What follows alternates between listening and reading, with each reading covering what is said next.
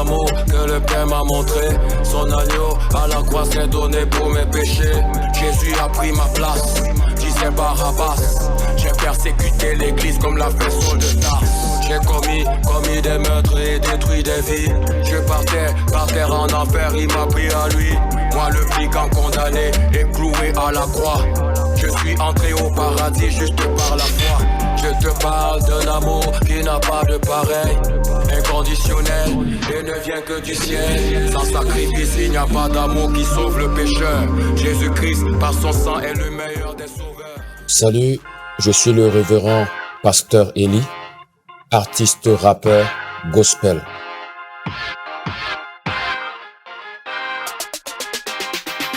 Quel amour, parce que le Seigneur nous a tant aimés.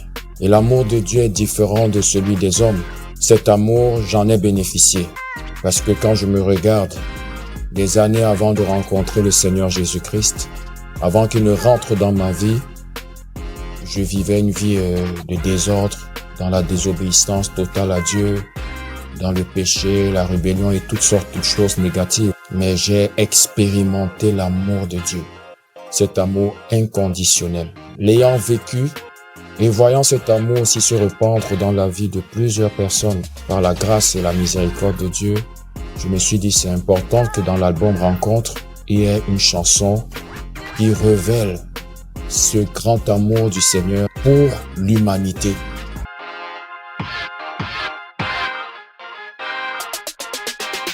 Déjà la prod a été faite par Mouspat Beat. C'est vraiment un monsieur ingénieux. Et puis je me suis dit, voilà, ça parle de l'amour. Et l'amour de Dieu, il est vaste. L'amour de Dieu, c'est pour tout le monde. Donc je ne peux pas faire cette chanson seule.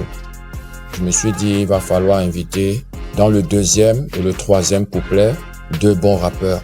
Et j'ai pensé à des frères en Christ. Dans mon cœur est venu le nom de MJ, Mac Julien. Je lui ai fait écouter la prod. Il a vraiment aimé la prod. Et il s'est mis à écrire dessus. Son couplet était vraiment formidable. J'ai pensé à Kolai également. Il était au Canada. Que quand il est arrivé au Cameroun, nous avons échangé au sujet de cette chanson. Et il a vraiment aimé.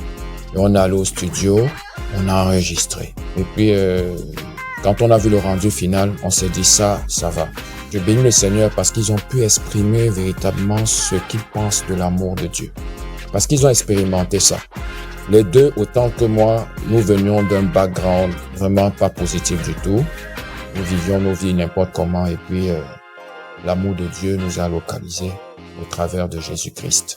On a connu cet amour et puis on s'est dit autant mieux en témoigner au travers de la chanson, d'où le titre « Quel amour ».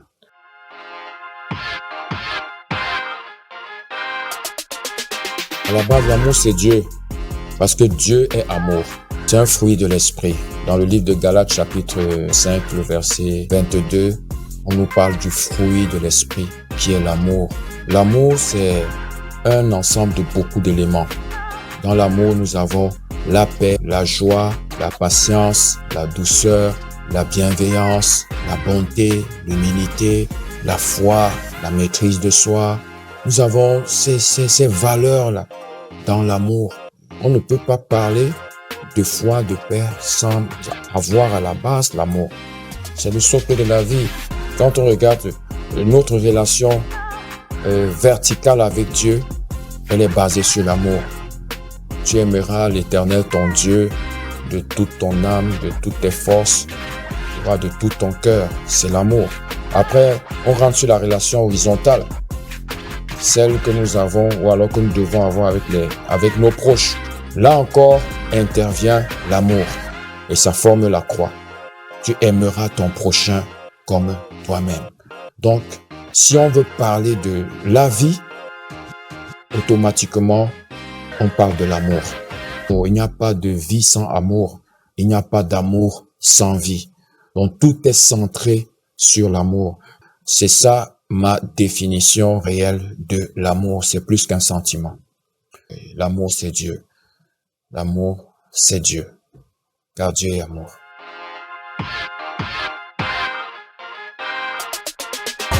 Rien ne vaut cet amour que le Père m'a montré.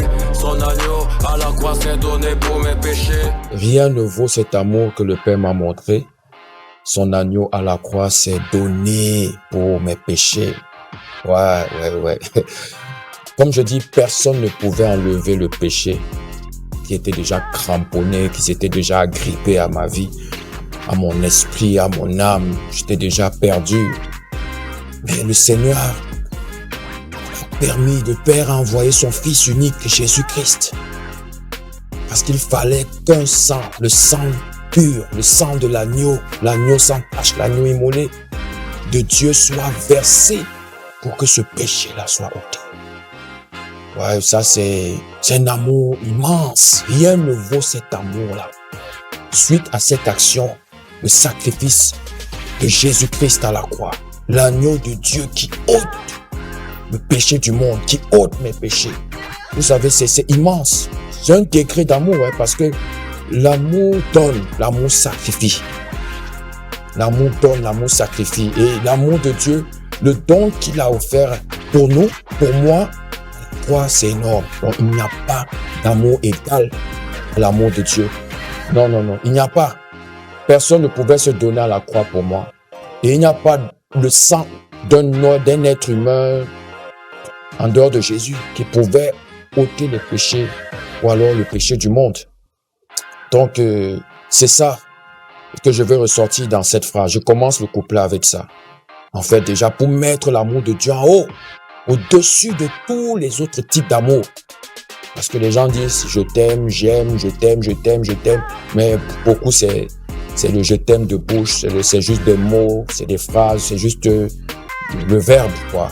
Mais quand on regarde ce qui doit soutenir cet amour-là, ce qui doit donner de la force à cet amour, on voit pas. Mais le Seigneur, quand il dit que je t'aime, il le prouve. Donc Jésus-Christ est là. La démonstration de l'amour de Dieu, la preuve que Dieu nous a aimés. Donc, c'est un amour supérieur. L'amour agapé, c'est au-dessus de tous les autres types d'amour que nous pouvons avoir dans le monde. Moi, le brigand condamné et cloué à la croix. Je suis entré au paradis juste par la phrase, moi, le brigand condamné et cloué à la croix, je suis entré au paradis juste par la foi. En fait, moi, le brigand, je me suis mis à la place du brigand qui était à la gauche de Jésus-Christ sur la croix, sur le mont Golgotha. Il y avait trois croix. Il y avait un à droite, Jésus au milieu, et puis le brigand de la gauche. Je veux beaucoup parler du brigand de la gauche. Il était là, à la croix, reconnaissant son péché, reconnaissant qu'il était un criminel. Mais il avait au fond de lui quelque chose, une lumière. C'est comme si en allant faire tout sa sale besogne, en allant voler, tuer, égorger, tout ça, il avait une sémence de Dieu en lui. Il entendait peut-être parler de Jésus et tout, il se disait, si j'ai l'opportunité, vraiment, je vais aussi arracher mon salut, je vais aussi recevoir le pardon de mes péchés. Donc il a eu l'occasion, mais ça s'est passé à la croix, un brigand. Et Jésus l'a écouté, parce qu'il a dit à Jésus que moi je sais que je suis un pécheur, je sais que je suis un bandit, je suis un brigand, je suis un criminel. Mais toi tu es saint, tu es l'agneau de Dieu, tu es Dieu, tu es le sauveur. Tu ne mérites pas d'être ici. Et puis il s'est pas arrêté là, il a dit, s'il te plaît, souviens-toi de moi. Souviens-toi de moi quand tu seras auprès de ton Père. Et Jésus a dit, aujourd'hui même, comme je parle, j'irai avec toi. Et ce brigand, il a exprimé le désir d'être sauvé, d'être pardonné. Le désir aussi d'entrer dans cette dimension du salut. Expérimenter la vie éternelle, expérimenter le paradis. Il a été sincère. Et c'était l'expression de sa foi. Il était déjà cloué à la croix. Il est mort en même temps que Jésus. Sauf que, après sa mort, la destination fut le ciel, fut le paradis. Et contrairement à l'autre qui était à la droite, qui, je ne sais, il allait ailleurs. Il peut être partout sauf au paradis. Donc, je bénis le Seigneur. C'est quelque chose qui m'a encouragé.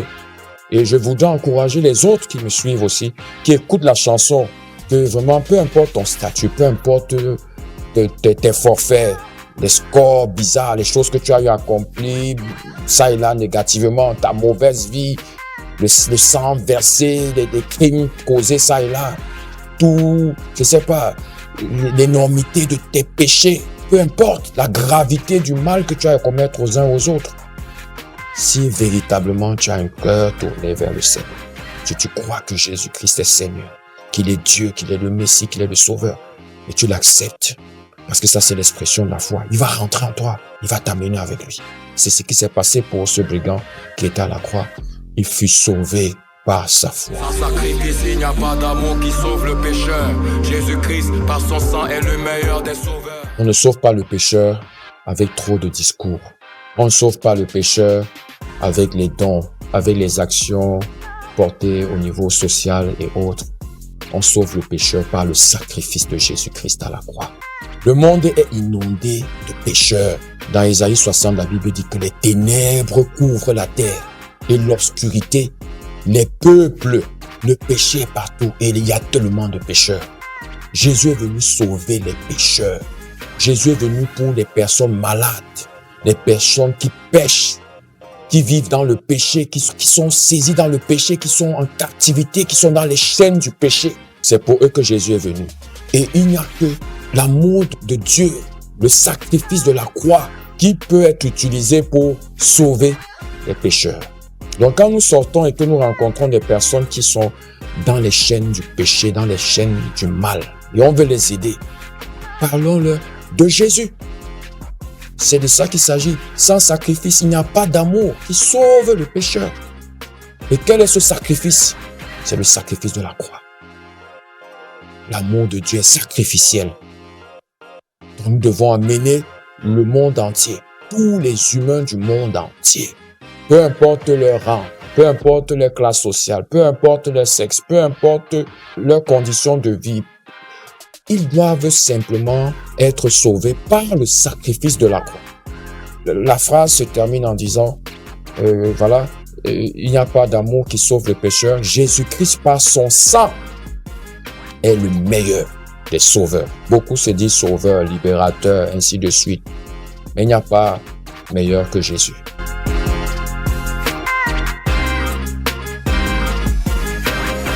Donc le message que je voudrais passer aujourd'hui et maintenant à tous ceux qui me suivent, c'est d'aimer Dieu, se tourner vers Dieu, prier à Dieu, désirer son amour, Jésus-Christ est la manifestation de l'amour de Dieu. La deuxième chose, c'est aimer son prochain. Aime ton semblable, aime ton frère, aime ta soeur, aime tes parents, aime tes amis, aime tes voisins, aime tes collègues, aime tout le monde. En fait, même le Seigneur nous recommande même d'aimer nos ennemis. Parce que l'amour a une puissance. Donc nous devons marcher dans cet amour au quotidien, chaque jour. C'est le message que je nous envoie à nous tous. Quel amour.